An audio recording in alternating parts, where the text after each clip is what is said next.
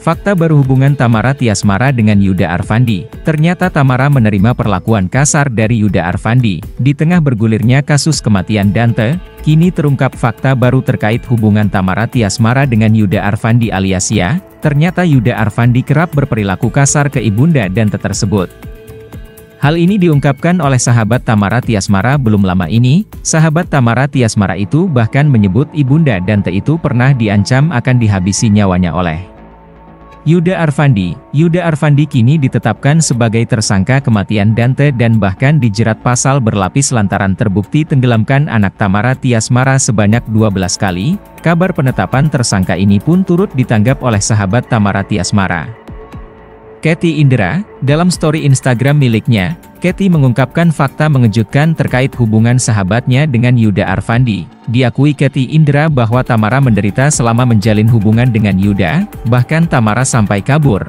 Finally, Tamara Tiasmara, aku tahu kamu menderitanya gimana selama pacaran sama dia sampai kabur-kaburan. Support you always Ara, emot love ungu, kamu harus ingat gimana pun kamu ibu paling baik untuk Dante. Justice for Dante, tulis Kathy sambil mengunggah berita tentang Tamara. Tak hanya itu saja, Kathy mengaku bahwa ibu Dante sering mendapatkan perlakuan kasar hingga beberapa kali diancam akan dibunuh oleh Yuda Arfandi. Yang gue bilang kenapa dia, Tamara, kabur-kaburan karena Ara itu suka kena yang namanya abusive, kasar, gitu dari tuh cowok. Berapa kali dia kena yang namanya diancam hingga dibunuh.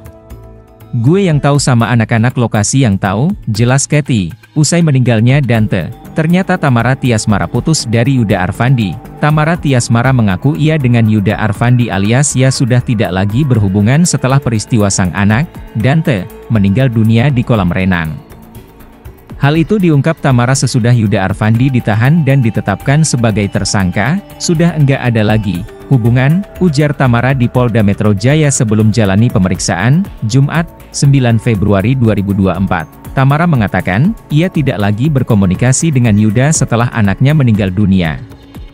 Ia juga mengakui bahwa tiap kali melihat Yuda, ia seperti melihat anaknya, sudah tidak kontakan, sejak kejadian ini sudah tidak kontakan sama dia. Aku lihat dia kayak lihat anak akulah jadinya, ucap Tamara. Tamara bantah tutupi kasus kematian anaknya, sementara perempuan berusia 29 tahun itu juga membantah bahwa dirinya tak melakukan upaya apapun untuk mengungkap kasus kematian sang anak. Jadi dari kemarin kita tuh diam aja bukan berarti enggak ngapa-ngapain. Semua orang bilang aku diam, tapi kan sekarang Kak Sandi, kuasa hukum Tamara, yang tahu kalau aku enggak diam, ujar Tamara. Kalau aku diam ngapain aku hari Kamis datang ke sini, Polda Metro Jaya, sambungnya. Kemudian, Tamara mengaku telah melihat rekaman CCTV yang menampilkan anaknya ditenggelamkan oleh Ya. Kata Tamara, ia tak mungkin tega membiarkan anaknya diperlakukan sebegitu jahat oleh Ya. Tadi juga aku udah lihat CCTV-nya dari awal sampai habis. Itu yang gak mungkin aku tega buat diam aja. Anak aku tuh meninggal loh, bukan koma, bukan cuma cacat, bukan cuma sakit. Jadi enggak mungkin seorang ibu itu diam aja anaknya digituin. Kata Tamara. Lebih lanjut, Tamara mengungkapkan alasannya tidak berbicara ke publik lantaran ingin kasus anaknya bisa cepat diselesaikan. Jadi mohon perhatian aja untuk semua, bukan berarti aku nutupin kasus kematian Dante, tapi aku mau proses ini berjalan lancar tanpa harus cuap-cuap dimanapun, pungkasnya.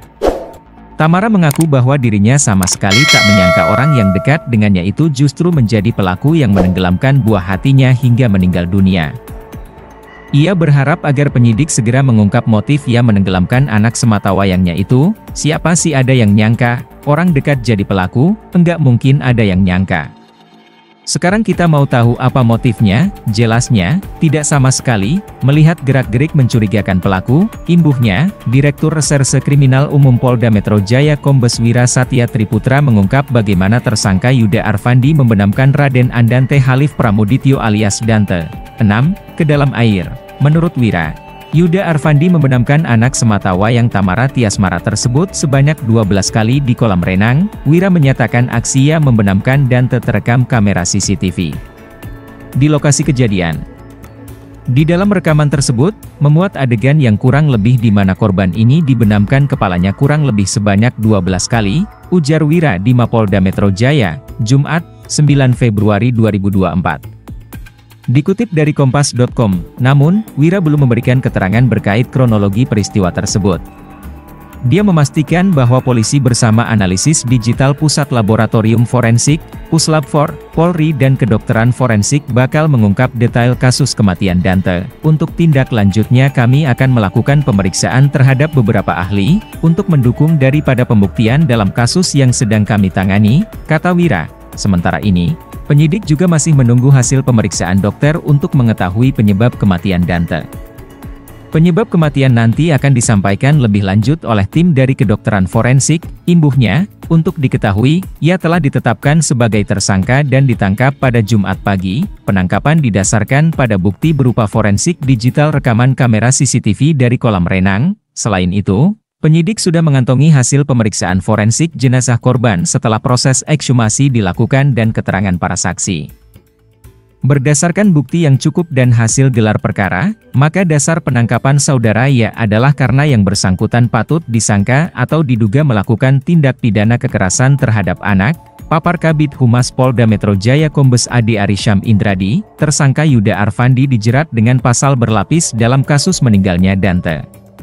Kemudian dilapis dengan pasal pembunuhan, dilapis dengan pasal pembunuhan berencana, dan juga pasal karena lalainya menyebabkan orang meninggal.